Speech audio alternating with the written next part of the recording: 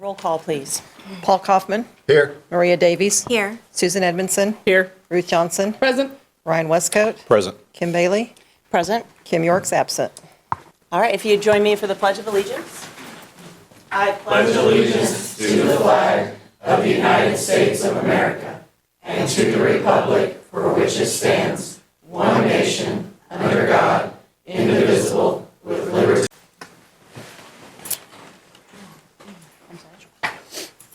Yes, I want to acknowledge Kim York is at her daughter's choir concert. So, mission statement is preparing each student for a successful and meaningful life. Is there a motion to approve the agenda? So moved. Is there a second? Second. All those in favor? Motion passes. We are now on recognitions.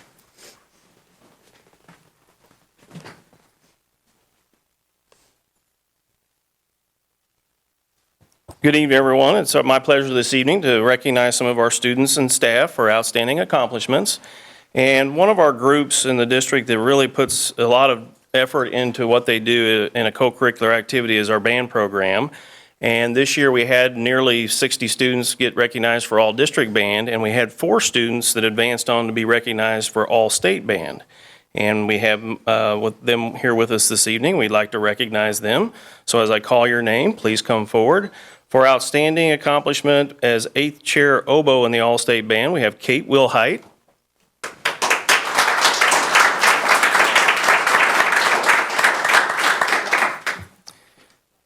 Yep. And 7th chair trumpet, we have Zane Brown.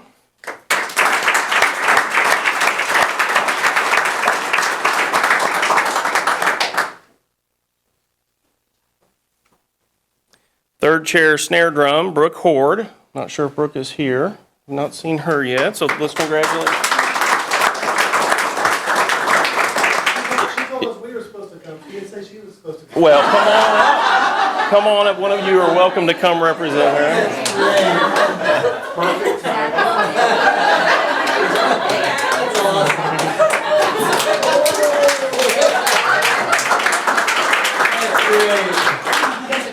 And then our fourth person is recognized for 2 instruments. First chair mallet, remember.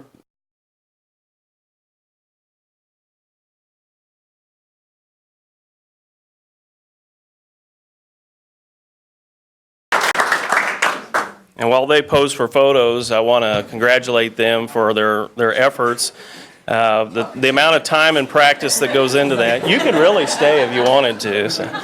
The time of practice that goes into being at the level they're performing at is just a tremendous, so we congratulate them for their efforts. I know their instructors are really proud of them. They are not here this evening because they are at a conference, so they were not able to be here this evening, but I know they send their congratulations as well. So thank you for being here.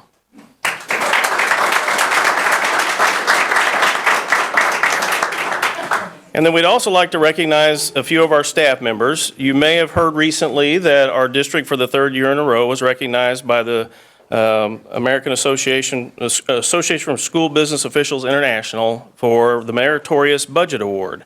It is the 3rd consecutive year that the district has received this award for their budget presentation. In a typical year, there are maybe 6 to 8 school districts in the state of Missouri that earn this award, and our finance department has earned it 3 years in a row.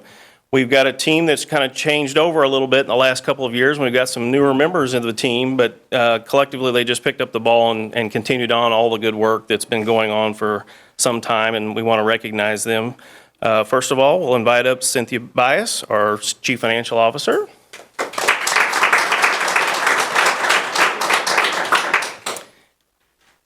And we have Pam Hecker, our Finance Specialist.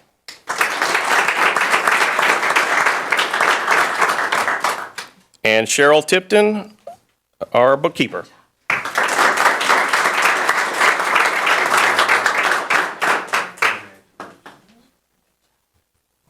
And we have a nice plaque that's got 3 nameplates on it for 3 years worth of holding. And if you haven't looked at our budget document, it's a very comprehensive document that contains tremendous information about our district, finances and operations and other important information. It's a good document to capture a lot of what you would need to know about our school district. And these ladies do a great job putting that together every year, and we thank them for their efforts. So Congratulations.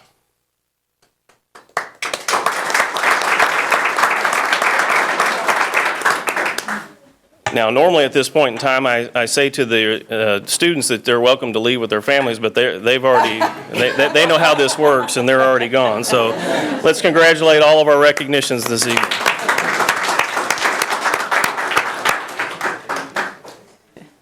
It's Christmas break. It's getting right. close. They got finals. They went home to study for finals, I'm sure. Is there a motion to approve the consent agenda as presented? So moved. Is there a second? Second. All those in favor? Motion passes. Are there any public comments? Not tonight. We are now on informational items, special education program review. Dr. Linda Bass, or Mrs. Linda Bass. Good evening. We'll see if I can make this work.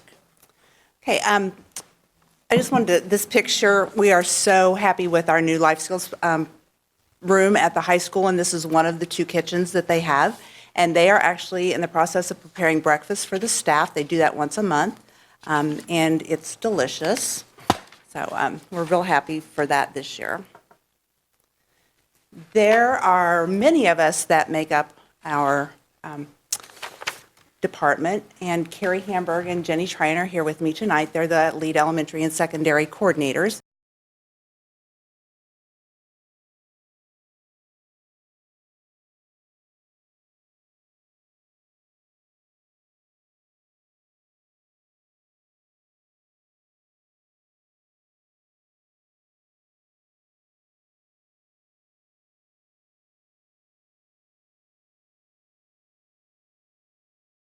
Is one of our primary classrooms at Eagle Glen, and they are on their field trip at Johnson Farms at the Pumpkin Patch. Lots of fun that day.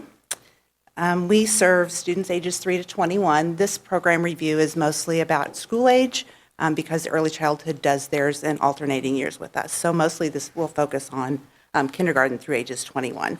We currently have 601 students who we serve, and 2 years ago when I presented to you, it was considerably less than that. We have 142 more students than we did 2 years ago. So we're growing quickly. Our highlights, every year we provide professional development for our paraprofessionals as well as paraprofessionals from Cass Midway, Belton, Harrisonville, and Pleasant Hill. So we all share those paras. Sometimes they transfer between buildings just like kids do, or between districts, and so we know what we're getting good ones if we hire from those districts. We provide disability-specific training for our staff, specifically in TBI, traumatic brain injury. We've had a few students with TBIs recently, and so we do provide training for that, and autism as well. And we also provide opportunity for special ed and general ed staff to attend professional development related to behavior and behavior intervention. And with our trauma-sensitive training district-wide, we're also providing training in that for our special education staff. Our winter event continues, over 200 people every year, and this year was no exception. Kids always have a lot of fun, and the parents do too. Our Special Olympics participation continues to increase. We actually have a couple of elementary students that are participating this year, so hopefully that will continue to grow, and then we'll need a couple more coaches. Okay, our previous goals were by June 2017, the parent survey results would indicate a minimum of 80% satisfaction in the strongly agree category with the following statement: information at the meeting was presented in terms I could understand. We met our goal, it's 87%. That was important to us because sometimes we get so stuck in the educational jargon and all of the acronyms that go with special education that we wanted to make sure that we were cutting back on that and presenting in terms that parents could understand. And then we a lot of times did follow-up phone calls after the IEP meetings to make sure that they didn't have any other questions. And I'll point out that it really is the ones that indicated strongly agree, Yes. not just agree. Right. So that's a pretty high bar to get to, Yes. and 87% is pretty impressive. So. Then at the end of the 2016-17 school year, human resource records will show that the average years of experience of special education teachers at Ray-Pec is 8 years. And we met that, and it was 8.6 years. A couple of years ago when I presented, I had done some research, and it indicated that if special education teachers would stay in that field for 8 years, you had a good chance of keeping them longer. So that's why we chose the 8 years. The third goal, by December 2017, increase the percent of students with IEPs inside regular education class 80% or more of the day by 5%. The state target is 56%. And we did not meet that goal because we've had a huge increase in the number of students who have transferred to us whose IEPs indicated that they needed a separate placement, so a separate public day treatment school. And all of those minutes are special education minutes. So when you're in special education 100% of the day, it brings down your average.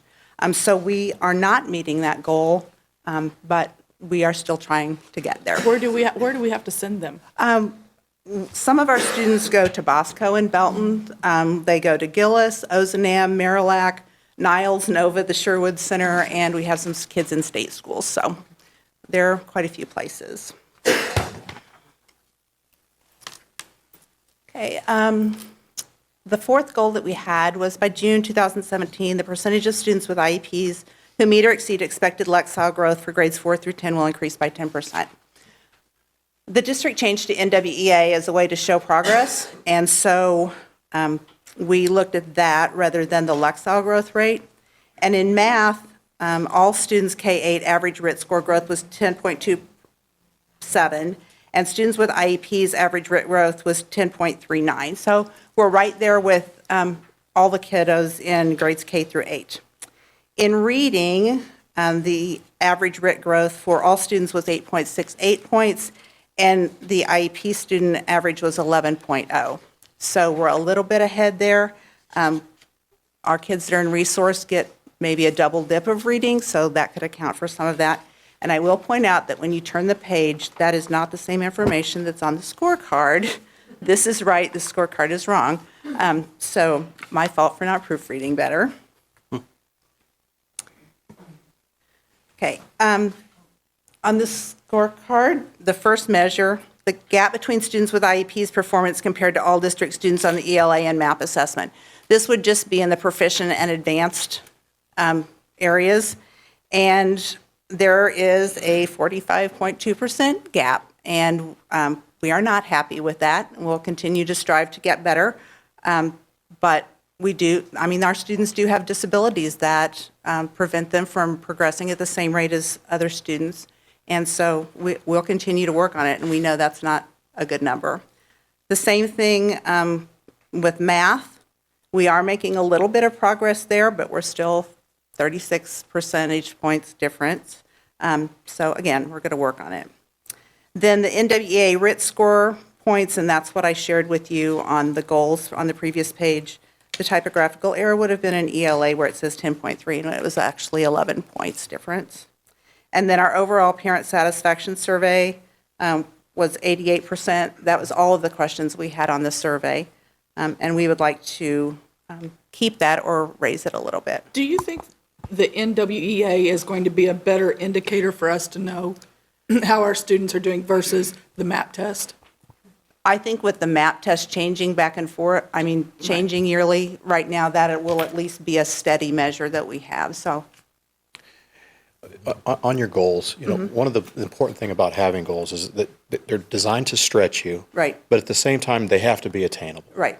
And because you are dealing with students that have special needs and special education requirements, is the goal that we have set there, is that a realistic goal to meet? Again, we want to stretch a little bit, but at the same time, we don't want to hold you to a standard that you can't reach, because then that defeats the purpose of having it in the first place. And that's a good point, and what the goal we set is a real stretch, so I would like for it to be there, and as we do things that general ed does, we're trying to do the same programs with them, and we may have to get some more supporting things to help kiddos get there, so. Okay. But thank you.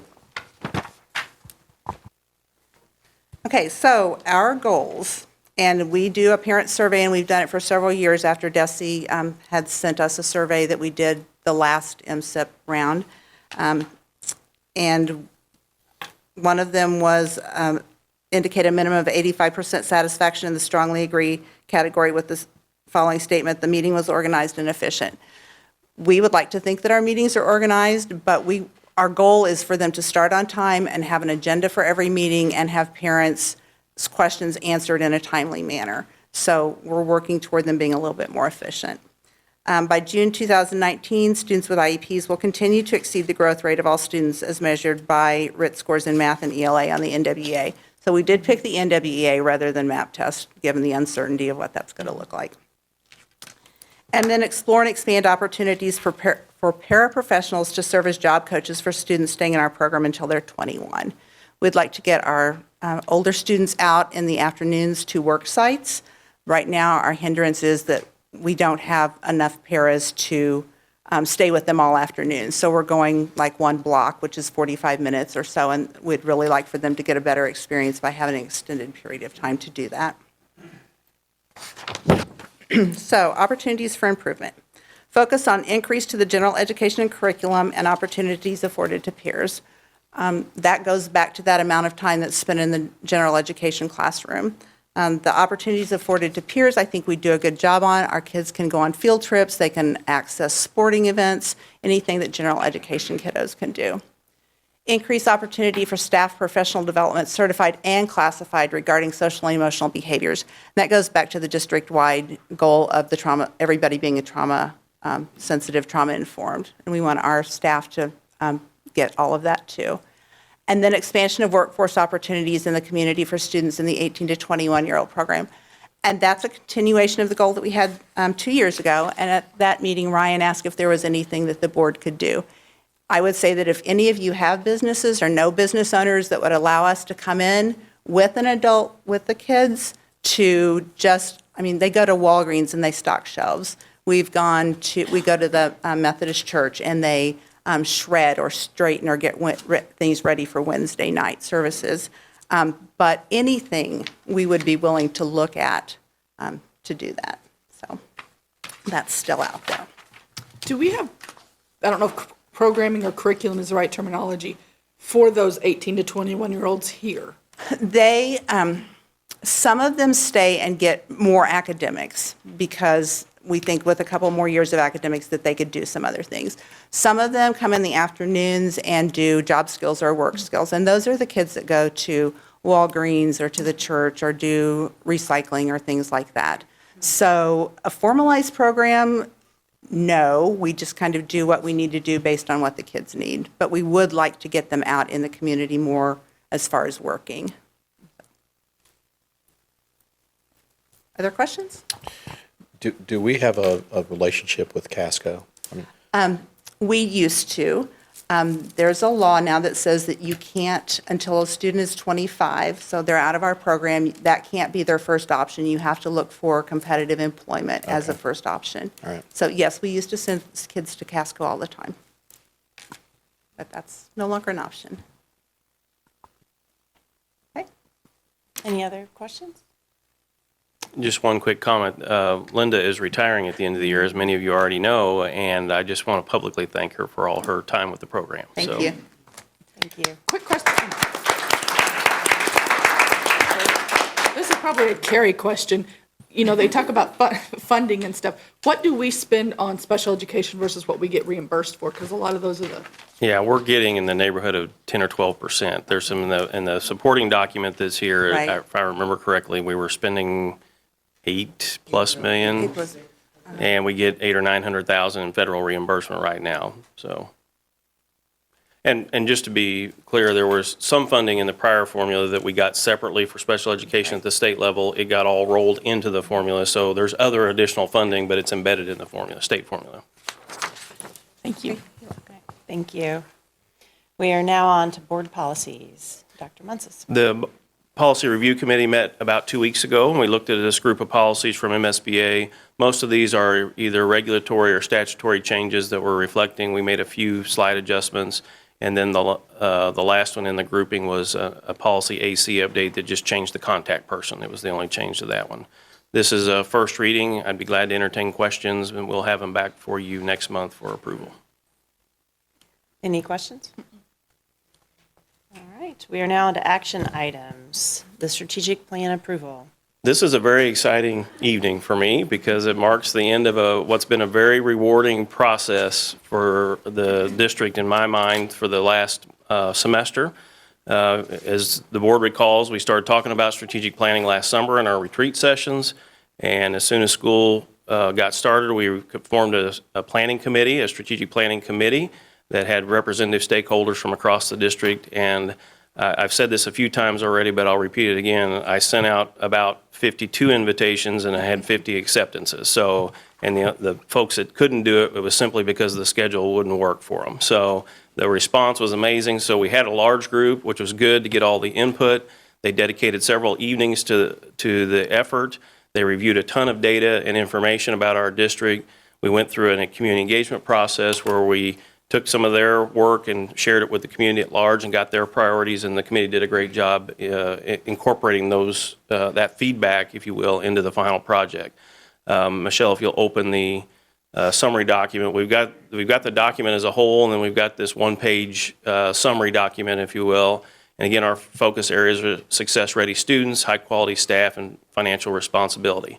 One of the attributes of this strategic plan in my mind is that's good is narrowing the focus. In our last one, we had 8 focus areas with many more strategies and action steps. This one's a little more concise and focused, and I think that'll be a good thing for us moving forward. I think it reflects what our community wants, and I think the committee did a great job helping us put this together. So I would open it up to either Ruth or Kim if they want to add from the committee perspective any of their thoughts, but I'm glad to be recommending this evening. Would you like, what I appreciated about the process is that we had 3 of our board members sitting on that committee, as well as the board came in. For a joint work session. For joint work sessions. So it's not as though you weren't participating throughout the process. But I feel like it went really well. What was encouraging to me is how unified our community is on some of their wants for our district. So the question of what they were asking is not what are we going to do, but how quickly can we do it? So, but everyone was in agreement on the things that they would like to see done. So that was very encouraging to me. There was no big arguments of, no, we want this. The group did a good job of honing in on everything we were already thinking. And as someone who was here 5 years ago when we did this, I think because of a lot of the hard work everyone has done the last 5 years, it really enabled this one to be a much simpler process than it was 5 years ago. You guys have made a lot of changes and progress in the last 5 years, and it definitely showed. And I think our community realized that as well. And I think that played into a lot of it. So great job by all of you who work every day. You know, and one of the things that I'll add, not being on the committee, was the fact that I think with this plan, it creates more focus before, you know, when you have a 15 or 20 different things that you're trying to focus on, it's hard to do anything really well.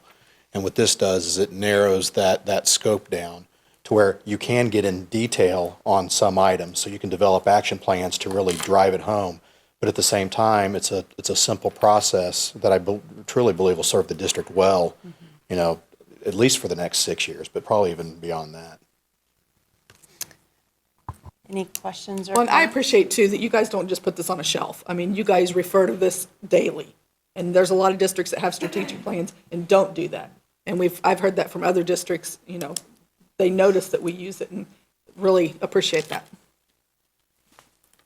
Any other questions or comments? All right, Dr. Monses? Is there any? No? All right, is there a motion? I move to approve the 2018-2022 strategic plan. Is there a second? Second. All those in favor? Motion passes unanimously. We are now, thank you to everyone for your hard work, Dr. Monses, as well as the community. We are now with Dr. Pettengill. Good evening. The district issued a request for proposals to provide our transportation services moving forward for the next 3 years with an opportunity to renew 2 annual years after that. We had 3 vendors submit proposals, Apple Bus, Durham, and North American Central. The pricing submitted by the vendors being locked in for 3 years, with years 4 and 5 to be negotiated. Furthermore, an interview panel of 7 staff members interviewed each of the vendors. We considered the results of the interview along with the submitted pricing when determining which company we wanted to recommend. While Durham and Apple Bus both scored very highly on our interview portion, the estimated cost difference over the first 3 years of the contract would be nearly $3 million to switch. So considering all of this, the recommendation being submitted to the board this evening is to approve a 3-year contract with Apple Bus Company. Be happy to take any questions. Go ahead. And I think I've asked this question before, but I think it's been in a private conversation with Carrie. But at some point, or at what point, does it make sense to bring transportation in-house and for us to do it? Or is that so much of a headache that we don't want to do that? I mean, is there ever a point where it makes fiscal sense to do that? I've been in districts that have done it both ways, and I can't clearly articulate a clear benefit to doing it. It can work effectively either way. Obviously, the advantage the private company has is their buying power that they have to purchase equipment and things like that, some industry-specific training activities and information that they might have that we would have to, hire out that kind of expertise one way or the other. I think the biggest challenge is for any district to consider making that switch is the big, huge capital investment in year one to get that transition started. So I'm not totally opposed to the concept, but I think the potential benefits are nominal, would be my suggestion. We do traditionally operate with Apple as our vendor as a very efficient transportation service based on the state's own calculation formula. So I think that's a good sign that it includes cost factors as well in that. So I think that's a good sign for what kind of level of efficiency we have with the current contract. I've heard from several parents who are not real happy with Apple. Are there some conversations going to try and improve some of their communication? Yes, Some of the other customer service, concerns. communication are two of our goals to improve upon. I've been at 4 different districts with different either owning or using. There are always going to be some problems with the app. I'm not trying to make an excuse, and it's not okay. We continue to strive to get better. I work very closely with Tim at Apple, and then with Jay, his boss, if you will, and even clear up to the ownership level. We're all on the same page. We're all trying to improve, and I'm seeing a lot of improvement both last year, and then it's getting better all the time. I'm sorry. Well, go ahead. I didn't see anywhere, have we specified how many monitors we want them to have that we can move where they're needed? Are there a minimum amount of monitors or? No, we work closely with them, whatever monitors we want. I know this year the board recommended and we agreed to put monitors, start out the year when we were doing the combo routes with South Middle School and the high school. We wanted to go ahead and start the year with a monitor on all of those routes just to keep them divided since it was a new idea. Apple Bus will go hire as many monitors as we need. Okay. Yeah, the bid pricing has it on a per monitor basis, and then we can adjust that however we think we need to. How has our discipline been the last year or so? It's been very much improved this year. Actually, our suspensions are way down. I know at the beginning of the school year, there was some concerns around overcrowded busing. I believe you've addressed that? That's We been have. resolved?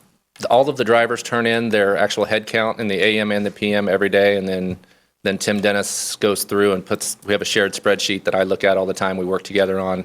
One of the new things we're doing this year is reviewing that sheet on a regular basis to make sure that we're not wasting space. I mean, if we have a bus that's only got 4 kids riding it, we need to look at that. We look at times, and so we meet usually weekly and go through those things. But yes, the minute we find out there's a bus overcrowding situation, and we've never had a bus that's over capacity, but asking 3 kids to sit to a seat at the secondary level is something we also strive not to do, even though it may be legal. Are there any questions, any additional questions or comments? What is our training on the behavior to help the drivers be able to deal with the students? Well, there's ongoing training with our special education department. We're doing a pilot program at Raymore. It's called a Peaceful School Bus, where the drivers come in and work with the staff, and they have it's about culture that we've seen great results from. But there's ongoing training that Apple does at least 10 hours a year. That's the minimum. They go way over that. So are we looking to expand that program then next year? I think 3 million is a significant difference that being fiscally responsible, this makes the most sense. As long as we're, and I think you are very much addressing some of the concerns. I think it's a great Well, and he option. showed me his spreadsheet one day, because I asked about it, and he was able to show me how, they realized one day and they were able to make changes that same day, so. Yeah, thank you. I know you've been going to the schools, that you've been very active in trying to resolve some of the concerns. So thank you for all your work. If there are no other comments, is there a motion? I move to approve the 3-year contract with Apple Bus Company to provide student transportation services for the district. Is there a second? Second. All those in favor? Motion passes unanimously. Thank you. And now we are on playground improvement change order. I just have one change order for board's consideration tonight. Our Building and Grounds Department has decided to self-perform a lot of the landscaping associated with the new playgrounds. For this service, McConnell and Associates have agreed to a change order in the amount of a $23,172 credit. Are there any questions? I know I said we were done with these, but I think this might be the really last one. This should be the very last We one. have all of our playgrounds done now, correct? Yes. Yeah. We have a little bit of landscaping left to do, but it got too late in the year to really, And credit is always our. yeah. This is a we will change never- order you guys don't mind. No. Is there a motion? I move to approve the change order from McConnell and Associates for a credit of $23,172. Is there a second? Second. All those in favor? Motion passes unanimously. Thank you. John T. Belcher Memorial Scholarship. The Missouri School Boards Association has a scholarship program, and each year they accept nominations from each school district as part of their program, and then it moves to the regional level, and we're in Region 4, so there'll be one winner from each region, and then there'll be one statewide winner. But as a board, you can nominate one of our students, and so there was an application process, and I thank Ruth, Maria, and Paul for reviewing the applications, and they landed on Aaron Fuller as our nomination to represent Ray-Pec School District. I think we had the most applications I've ever helped process. So we had a great turnout of applications. And it's always interesting because the question is, if you could address your school board, what would you recommend? They had some interesting thoughts, and it was nice to hear positive stuff from them of changes we've made that they see positive out of. So it was good to get their feedback from a non-invasive perspective. Did you hear themes that would be good for us to hear? Actually, I talked to Al about one of them because several of them made comments about the library after school. And they did feel like they could access the library after school. And Al said that they should be able to, so he was going to look into that to make sure that they knew and understood the library is there. Because they were saying how, they get busy working at school and to have to break and go home or go somewhere else that maybe they don't have internet access. And to try to continue working is hard to do. That being able to stay and work in the library would be helpful to them. So was it difficult to narrow down on one this year, just like it's been in past years? I don't envy you guys this year. Is there anything else that'd be good for this? Since the question was, what would you like to say to the board? Are there any other themes or anything else that stood out that would be good for us to know? Positive reinforcement from teachers. It seemed like it was kind of half and half. Some felt there was a lot of it, and some felt that they wanted more of it. But like Ruth said, most of them wanted more access to one-on-one with questions. After school time, of course, they wanted the teachers to be available probably till 5 o'clock every day, which, isn't realistic. But, it was interesting reading them. And again, there were, a number of students that were very deserving of this. Aaron kind of stood out, as far as he's number one in his class. And, I think there was the number 2, number 3, and number 5 student in the class all submitted essays. And, so it was very impressive. Several of them talked about study groups, so I was anxious to see them be able to utilize the new study rooms that we created there in the Library Media Center. So in the future of them being able to access those rooms and utilize those. The technology issue, a lot of them appreciated the technology increase. Yeah. They thought with the communication from the teachers that if we had one system instead of a number of different. Because they were saying some use Weebly, some use the website, some use Remind, So they were looking at maybe just a unified system, the way that the secondary teachers communicate to the students would be helpful. So if they weren't always trying to remember which teacher used which avenue to communicate with them. Yeah, that's good That's feedback. excellent feedback. Yes. Yeah. Anything else that stood out? It was nice to see them notice positive things too. I mean, they really did point out positive things. It wasn't just a let's hate on. Yeah. They really noticed the positive things. They were really thankful for the IB program and the AP courses that we offer, and so they were really involved in that and always wanting more, of course. After-school activities, clubs, that several of them mentioned more resources for the clubs so that more students could have access and find those niches. And they noticed that, more things for the kids to find that they like. So they really appreciated the activities. And almost all of the applicants were involved in several different things in school and out of school. Yeah, I was surprised last year with the ping pong club at how many were interested in that. And so I do think that people want to be engaged and giving them more opportunities and not a hugely competitive, but more. Somebody did want more participation in watching the swim team. That's probably true. It's It was interesting. impressive to see how many of them were involved in things outside of the school, in the community. It's interesting to see the students want more activities to be involved because in a college setting, there's studies that show that the more involved they are in student life, the more successful they're going to be in their academic pursuits. So I'm sure that has to translate. Absolutely. At the high school level. So Yeah, it's the same thing we see with our co-curricular, extracurricular information. If they're engaged and involved, they academically do better. And college is about persistence, and that's part of it. I would say they do better in just not only academically, but socially, relationally, emotionally, all of that can tie in. Okay, is there a motion? I move to I move to recommend Aaron Fuller as Raymore-Peculiar's nominee for the John T. Belcher Memorial Scholarship. Is there a second? Second. All those in favor? Motion is unanimous. Thank you. We are on setting the special meeting. So January 18th was originally planned to be a work session, and at this point, I think we want to reset it as a regular special meeting, if you will. And we last week talked somewhat about resources to support the strategic plan, and we need to further that conversation and consider options for us to go out and ask for more resources. So we'll take that important topic on January 18th. Is there a motion? I move to set a special board meeting for January 18th, 2018 at 6 p.m. Is there a second? second. All those in favor? Motion passes unanimously. We are now on committee reports. Can I just say I loved the strategic planning process, and I'm glad that that process is done, so I can get to some of the other committees I'm supposed to be on. I would second. It was a great committee and a lot of great involvement by the community and teachers. Yeah, yeah.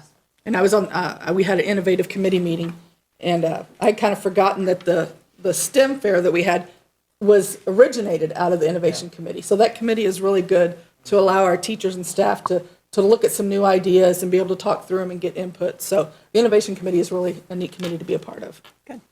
I appreciate their passion for what they do. Any other committee reports? All right, we are now on superintendent comments. My comments will be fairly brief this evening. I want to thank the City of Peculiar and Cass County for their work on School Road. It was nice to get part of that road open, and you can tell already how nice that improvement is. And obviously, we've got more work ahead of us, but the work to date has been very important to the overall progress of the district. It's really going to be nice when it's done, and we're very appreciative of their efforts to continue on with that project. And secondly, I would mention it's that time of year for the Polar Plunge, January 27th. So if you are interested in participating, you can either contact Jeff Moore, or you can just go to the Polar Plunge website and look for, I think it's Ray-Pec Plungers 2018 is our district team name. Encourage, if you don't want to go, to support somebody who's going if you can. So we'll be sending out a lot more information over the next month on that. I want to, again, give a public thank you to all the Strategic Planning Committee members. They did a great job, and it's been a great effort, and I'm appreciative of all the time they invested in their school district. And then finally, wish everybody a happy holiday season. Are there any board comments? One comment stemming sorry. from the students with the essays is, if the board could only do something about the roads. Several of the students commented on that, so. They did. I was able to make East Middle School's production of High School Musical, and it was amazing. There are some talented kids in this district. I want to wish and congratulate all of our staff and our students on a very successful semester. We did have some big changes this year, and I think everyone's handled them really well, even through some of the initial glitches and, road construction. Regarding the polar plunge, it's really not that cold, so I encourage everybody. I mean, I've done it 3 or 4 times, and it's the anticipation the first year. Afterwards, it's old hat. So I'd encourage everybody to try it at least once. Get that off your bucket list. And just to make it official, filing has opened, and I've chosen not to rerun. I'd actually made that decision last summer, that I've committed myself to a lot of different things, and time constraints are becoming more and more of a challenge. So I'm going to step aside and let other people run and have this experience. I was able to attend the Belton basketball game, and it was so exciting to come in at 5 o'clock that evening, and all 3 of our gyms are full of people. So it's nice to see our facilities being used to those capacities. And it was a great turnout for that game and great sportsmanship on both sides. And We won, details, but it was a good game. Any other comments? All right, calendar of events. We've got January 18th, the special meeting we just set at 6 p.m., and January 25th will be our next regular board meeting. If there's no other comments, this meeting is adjourned. Thanks, everybody. Happy holidays.